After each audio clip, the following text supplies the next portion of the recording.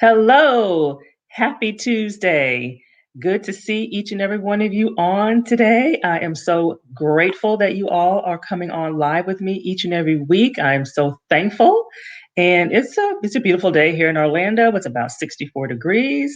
And so for those who are tuning in live, I thank you and I appreciate you taking time out. And those who are listening to the replay, I definitely thank you for taking some time out of your schedule to tune in for some nutrition news for the mind, the body, and the soul. So I see some people jumping on. And as people are jumping on, I am going to check my windows here just to make sure that I can see your comments. And give me a few seconds here to try to see if I can scroll. And so let me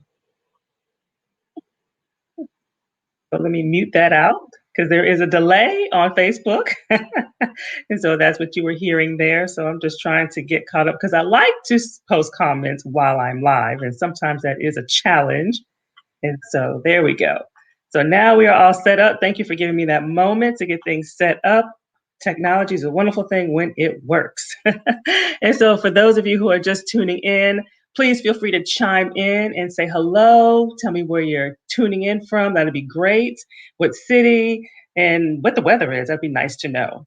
But I definitely want to put a little plug in regarding this coronavirus. So please continue to wear your mask, keep your distance, avoid large crowds. We are so far from out of the woods. Additionally, I would like say a special covering to all the schools around the world, staff, administrators, and our students. It would be great just to keep a safe environment for our kids to be able to have a learning environment for their growth, development, and for their mental sanity, because many of them are struggling so much with this virtual learning. Okay. So today we are talking about cholesterol. So this month I've been doing a series. Oh, see some comments here. Okay, Xavier from Celebration, Florida. Well, thank you, Xavier, for tuning in.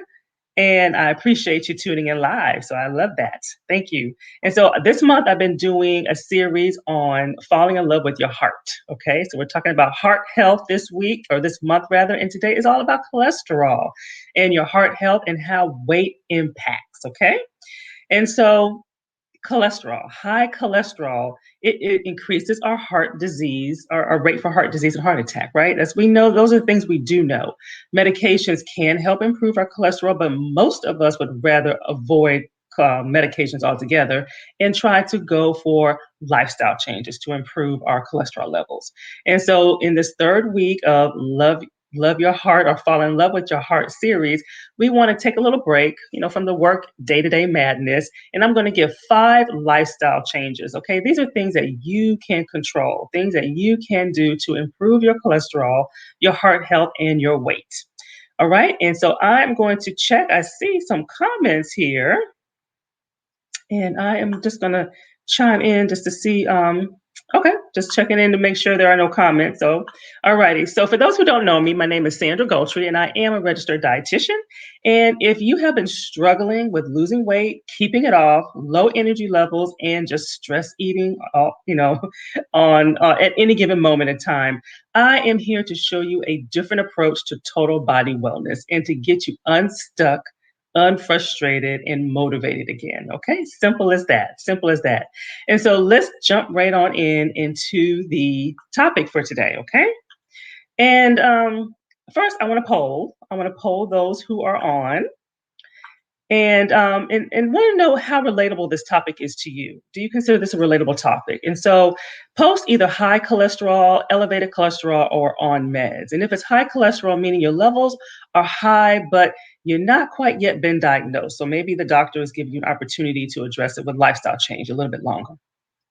If it's elevated, meaning your labs are showing that they're trending up, and doctors is, recommending you lose weight, change some of your eating habits, change some of your lifestyle habits. So again, they have not really put you on medications yet. It's just now becoming a red flag. And then if you are on meds, so usually when you're on meds, you are typically diagnosed at this point. And definitely you probably want to reduce those meds or get off of those meds. That's usually the goal that we all have when we are on meds. And so going into segment number one here. So I'm going to talk about the top 5 lifestyle changes that you can do to improve your cholesterol, okay, your heart health and your weight. And so the first lifestyle change, again, something that you control, is to eat heart healthy foods, okay? Sounds obvious, right? So there are a few changes that you can make in what you eat to lower your cholesterol and to improve your heart health.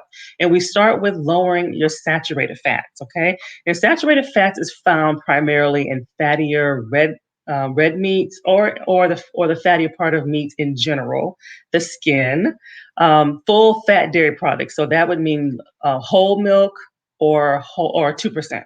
Okay, those are your full fat dairy products. It raises your cholesterol. These foods typically raise your cholesterol levels, okay? So decreasing consumption of these saturated fats can reduce your lousy, what we call lousy cholesterol, your LDL. And then another thing that you can do is eliminate trans fat. And you don't hear me use the word eliminate very often, okay? But trans fat is something that you definitely want to eliminate. And study after study, year after year, it is a direct link that trans fat will raise your cholesterol levels. Okay, and this is primarily in processed foods, snack foods, things that need to keep a longer shelf life. And one way, or the sure way, that you will know if a food has trans fat in it, if you look in the ingredient list and you see hydrogenated oils. Okay. So you do have a line. You will see a line on the nutrition facts panel that says trans fat. However, the caveat is if it's less than zero point 0.5 milligrams, that manufacturer can actually say zero. So they're not, it's not like they're not being truthful. Just by law, they can do that. So what you always want to do is look at the ingredient list and look for the word hydrogenated oils. Now, by law, many manufacturers have been told to remove trans fat. So when you do see it on the list, it's going to be pretty low because the ingredient list is based off of descending order. So the first 3 or 4 ingredients are really your most prominent ingredients. And then as you go down the list, it becomes less and less and less. So usually by the time you get down and you see hydrogenated oils, it's pretty low on the list. Okay. But look out for that. So you want to reduce your saturated fat, eliminate trans fat, and then you also want to eat foods that are rich in omega-3 fatty acids. Okay. Now these will not lower your LDL, which is your lousy, but it will improve your triglycerides. Okay. So that is one thing that the omega-3s will do, and it's also good in lowering your blood pressure. And then so foods that are good or high in omega-3s are your wild caught salmon, your mackerel, your herring. Plant-based versions of it are walnuts and flax seeds. Okay, but of course your marine source are going to be the most absorbable in your body, and then the plant-based have to go through a little bit more conversion in your body in order to get it to get to the rich omega-3s that our body needs. So it's good to have a mix of both.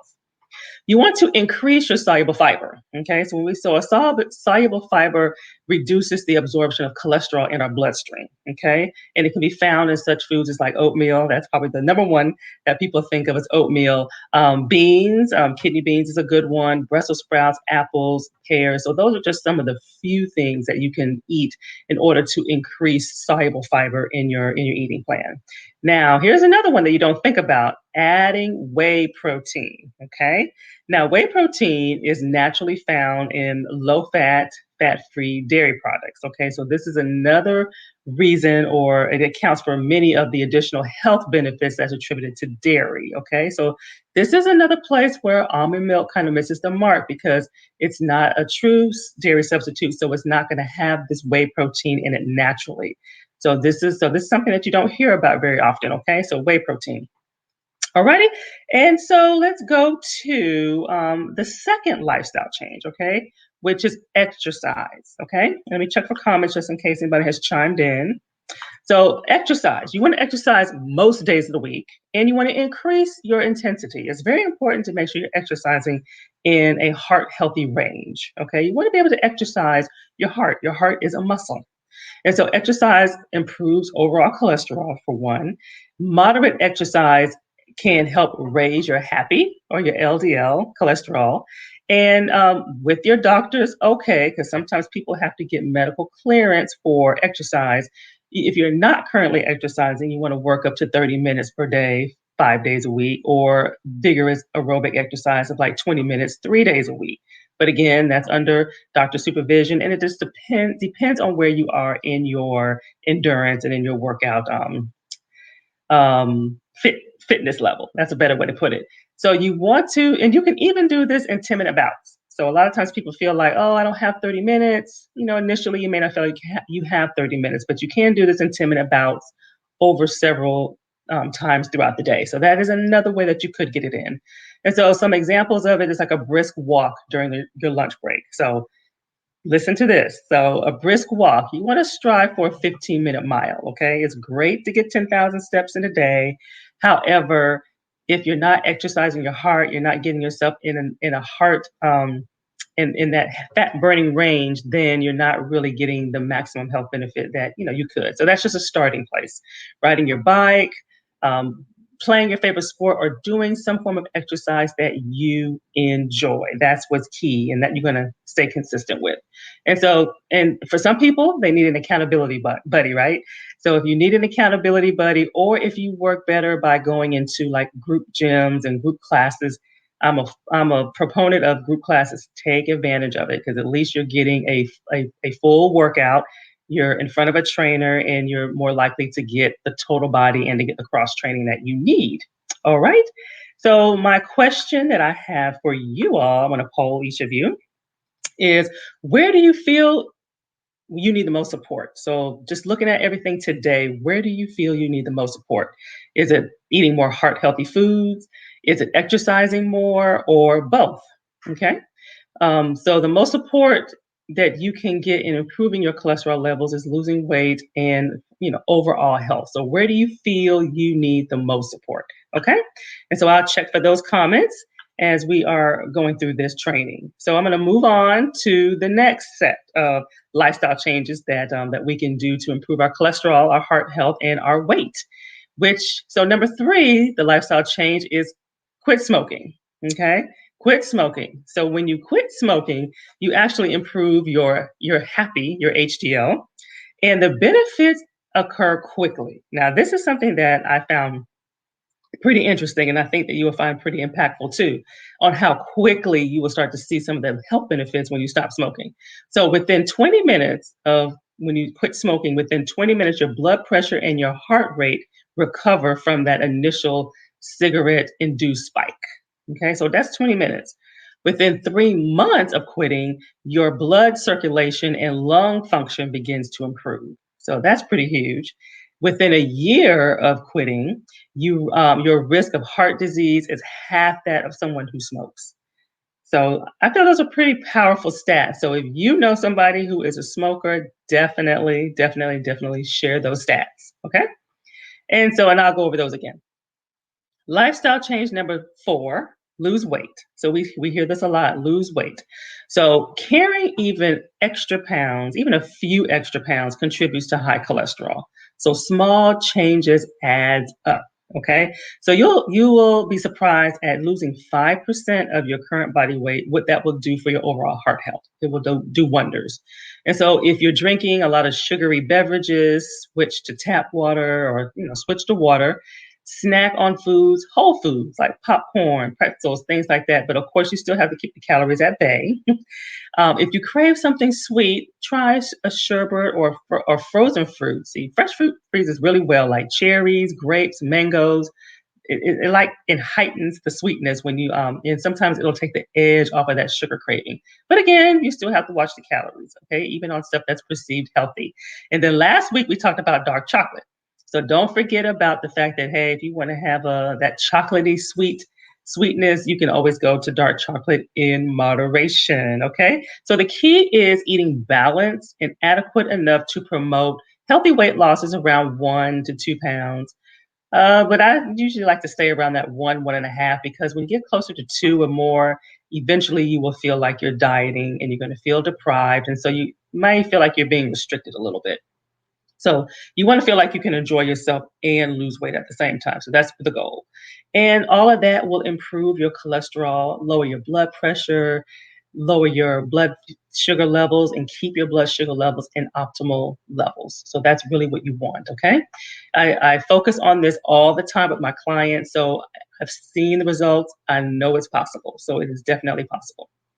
All right, so I will. Okay, I see some comments. Let me take a look. Let me take a look. Okay, so somebody said I cannot see your name. So if I don't say your name, if I don't say your name, that means I don't see it. So somebody chimed in and said both. Xavier said nutrition, so he needs most help with nutrition, and Krista said both. So thank you for chiming in with that. And now I'm going to pose another question for you.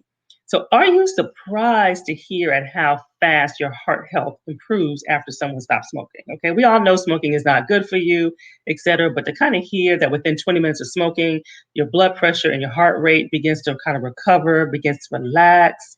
Within 3 months, your blood circulation and your lung functions begin to improve. And then within a year of smoking, of quitting smoking, your risk of heart disease goes down by one half. So that is pretty powerful. Okay. Alrighty. So before I move into the final lifestyle tip that will help you improve your cholesterol and your heart health and your weight, I want to share with you a first step that you can take to eat more heart healthy by downloading my 3-day meal plan that's designed to help jumpstart your weight loss and to boost your energy levels. And so these meal plans are easy, they're fast, they're delicious, and they come with an itemized grocery list and a meal prep guide. So if somebody is not savvy in the kitchen, it tells you step by step what to do, when to do it, how to do it. So it's very easy. So I definitely encourage you to download that and take advantage of it. It's complimentary from me to you, and it's a great first step to kind of get you on track with eating more heart healthy. Okay. And so lifestyle change number 5. All right. Drink alcohol only in moderation. Okay. So moderate use of alcohol, it has been linked to increased levels of HDL, which is your happy cholesterol. But don't miss this, but the benefits aren't strong enough to recommend alcohol. If you're not a drinker, do not start drinking. Okay. So if you're not a drinker, don't start drinking. It does pose some health benefits, but don't start if you're already not drinking. And so, but it's in moderation. And so for healthy adults, let's talk about what moderation means. For a woman, it's 1 drink per day. And for a man, that's over 65. So if you're a woman and you're a man over 65, moderate drinking is considered 1 drink a day. If you are a man under 65, then what's considered moderate drinking are 2 drinks per day. Okay. Now, here's a caveat: the drinks do not queue up. So if you say, oh, I'm not going to drink Monday through Friday, I'm going to save it for the weekend, that does not mean you have 5 drinks if you're a woman or 10 drinks if you're a man under 65. Okay. So it's like a vacation. If you don't use it, you lose it. Okay. So that's kind of how it works. And so now let's talk about let me see. I got some comments here. Okay. So Krista, surprise. Well, hey, Lewis, my cousin's online. Good to see you online. Thank you for taking time out. I know you're on lunch break. And so, what defines a drink? Okay, that's what's key. What defines a drink? So, 4 ounces of wine, and typically this is a wine that has an alcohol content over 10%. So, like your 13, 14% range. So, 4 ounces of that, an ounce of liquor, hard liquor, or 12 ounces of beer. Okay. So, like I said, it doesn't queue up for the weekend, but those are what's defined as a drink. Okay. And by law, restaurants are supposed to, kind of adhere to that, but it happens sometimes and sometimes it doesn't. But too much alcohol can lead to serious health problems, as we know, including high blood pressure, heart failure, strokes, et cetera, et cetera, et cetera. And so now I have a question that I want to ask each of you about the alcohol. Now, where are you? Okay. Are you considered a moderate drinker by definition? And so where do you fall? So not that much, meaning, and this is a fun question. This is a no judgment zone. So I'll put myself out there. I've been on all 3 of these at some point in my life. So if you post not that much, that means you drink 1 drink a day, if that. Okay, probably like once or twice a week. So something very minimal. So that means you don't drink that much. Just right, meaning you're a moderate drinker. So that 1 drink if you're a female or a man under 65 or yeah, over 65, or that 2 drinks if you're a man under 65. So that's kind of considered moderate. So maybe most days of the week, you are having a drink. You have, some cultures where having a glass of wine is part of their culture. So it just kind of depends on your background. And then what about working on it? So working on it means you're doing a little bit more than the moderate drinking, okay? And maybe even more on the weekend. So it just kind of depends on where you are in that walk, okay? Let's see here. I see one comment. So lower than moderate. Okay. Lewis says lower than moderate. All righty. And so in closing, in summary, so sometimes health and lifestyle changes, sometimes healthy lifestyle changes are not enough to lower our cholesterol levels on our own. Okay. And however, I still highly recommend and still encourage you to continue incorporating the five lifestyle changes that we talked about because it does make a difference. Okay. It does make a difference. But unfortunately, genetics is genetics. And there's nothing that we can do about it, right? And this was exactly the case with me when I got diagnosed with essential high blood pressure. And I got that diagnosis back in my 30s. So I did all these things and lost the weight. But however, my blood pressure was not consistently in normal range. And so therefore, genetics, and that's what essential hypertension means. It means that it was just no known cause. So it boiled down to basically genetics.